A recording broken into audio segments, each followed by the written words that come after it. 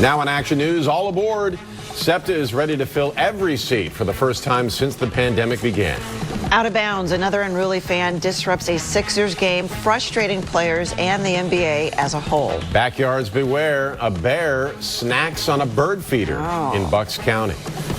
He said he really likes the sunflower seeds. Good morning. It is 4:30 here on this Tuesday, June 1st. You're watching Action News on 6 ABC, Hulu Live, wherever you stream. Karen is off. Matt Pellman is here. David Murphy is here. Getting more like summer now. Yeah, well, today is the start of meteorological summer, right, David? Am I correct on that? June 1st? June 1st, I believe, yes. We are looking at the official arrival, around June 21st. Yeah. The official change of season happens, but yeah.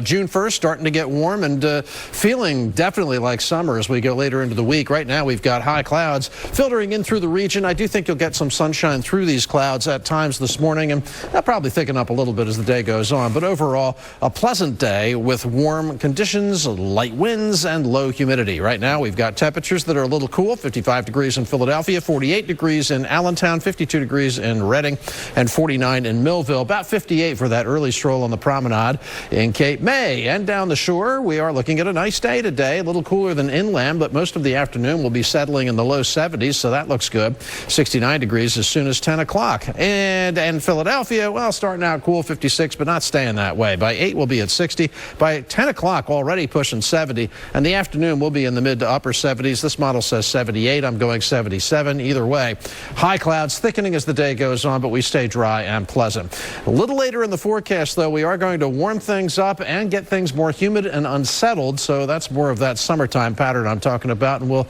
detail when that change is coming in this 7-day forecast in just a couple of minutes. Matt, what you got early? Well, here we go with June. I'm expecting shore traffic this morning, David, as people make their way back from the beach. So if you're driving the Garden State Parkway, the AC Expressway right here, or 42, expect some extra friends to be out and about with you early this morning. Problems in South Philadelphia. This is 26th Street, just north of Penrose Avenue. Police out here blocking off the northbound side of 26th Street, coming away from the Platte Bridge, heading toward the Schuylkill Expressway. You can't get through. It was an awful overnight accident. Down pole, the vehicle caught fire, so it's a mess that they have to clean up. I would stay over here on 95 and the Gerard Point Bridge. You could run that the whole way up to the Vine, and from the Vine get to the Schuylkill Expressway. But 26th Street northbound is blocked off. Here's 95 in Delco. No construction this morning because of the holiday yesterday. All lanes open in both directions. In northern Delaware, watching a crash with some injuries by the Ashbourne Swim Club. Steer clear of Darley Road near Carpenter Station early on this Tuesday morning. Matt. Thank you, Matt. Happening today, SEPTA is reaching another stage in its road to recovery. It's a big one. The transit agency is lifting capacity limits on all of its vehicles that were put in place at the start of the pandemic. Action News reporter Corey Davis is live at the renovated Independence Hall station, where officials will be marking another milestone today. Good morning, Corey. Hey, Matt, good morning. So we're now underground here at 5th and Market Street. That's where this station is. So customers have been using this station for quite some time. You can see it features some new equipment as well. But the construction has been ongoing the entire time as well because off and on changes due to the pandemic. And you can see here just what some customers are going to be seeing. We're being told that, they really upgraded this station to make it something for tourists to feel welcome as much as possible. $20 million of improvements. So passengers, they've been already using this for several months, but as I've been saying, the construction has been ongoing. So also starting today too, SEPTA will be also lifting all passenger capacity limits that were put into place at the start of the pandemic. This decision to increase the number of riders today is based on COVID-19 cases falling and vaccination rates rising. SEPTA officials say they have closely examined ventilation systems on vehicles and have upgraded air filters. They're also saying that air is fully changes on all vehicles every 2 to 3 minutes due to HVAC systems and the doors opening and closing at stops. So while you're on those vehicles, SEPTA officials are saying that passengers will be required to wear a mask for the foreseeable future. For now, reporting live here in Independence Mall, Corey Davis, Channel 6 Action News. The station looks great. Thank you, Corey. Breaking overnight, 2 homicides rides took place in Southwest Philadelphia just minutes apart. The latest happened at 12:45 a.m. in the parking lot of a bowling alley on the 7200 block of Elmwood Avenue. Police say the 28-year-old victim was shot at least twice and died at the scene. The bowling alley had been closed all day. Officers do not believe it was connected to the crime. A second man was gunned down about 2 miles from the first crime scene in Southwest Philadelphia. Police say the 35-year-old victim was shot and killed at close range in front of a home on the 5100 block of Springfield Avenue. Detectives offered no motive and have not made any arrests in either killing. Happening today, several Philadelphia City Council members will call for more funding to keep children and young adults out of the way of gun violence. Councilwoman Helen Gim's office says 811 young people under the age of 21 have been injured or killed by gun violence in Philadelphia since January of last year. Gim joins colleagues Jamie Gauthier, Kendra Brooks, Kenyatta Johnson, and Isaiah Thomas today to call for funding for their youth-powered anti-violence agenda. It seeks to invest in trauma counseling, youth employment, expanded hours at rec centers and libraries, and other services in neighborhoods and schools with the highest rates of gun violence. Protesters are demanding justice a year after they were tear gassed by Philadelphia police. A march was organized at 52nd and West Street in West Philadelphia near Malcolm X Park. That's where the tear gassing went on last spring. Organizers with Philly Human Rights Appeal argue the United Nations has deemed tear gassing a human rights violation. They also allege the city still has not satisfied their complaint. None of the lawsuits are settled. The city of Philadelphia has not recognized the UN letter of allegation stating that human rights violations occurred. It's important to remember the uprising of last year that was sparked by the murder of George Floyd, and remember that black people freely assembled in West Philadelphia were attacked. Lawyers representing more than 200 demonstrators plan to speak more about their goals for police reform this afternoon.